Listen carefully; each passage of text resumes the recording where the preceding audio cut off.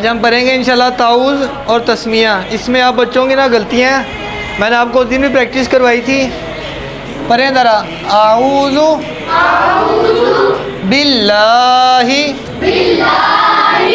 मिनश्शैतानिर्रजीम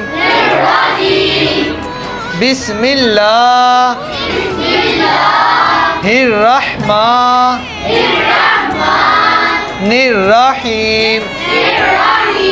ये क्या?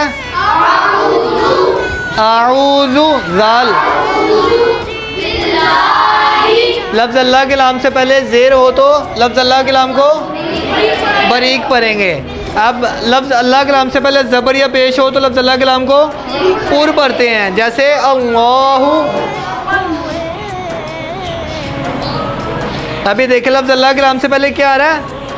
ज़बर। जब लफ्ज़ अल्लाह के नाम से पहले ज़बर या पेश आए तो लफ्ज़ अल्लाह के नाम को पूर पढ़ेंगे। किस तरह पढ़ेंगे इसे? अल्लाहु।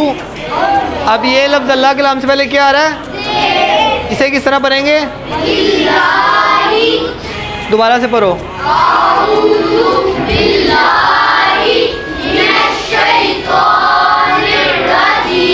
निर्रजीम। निवा की आवाज़ कोई आ रही थी। जब भी मुशद्दिद किसे कहते हैं? मुशद्दिद हर्फ को किस तरह पढ़ेंगे?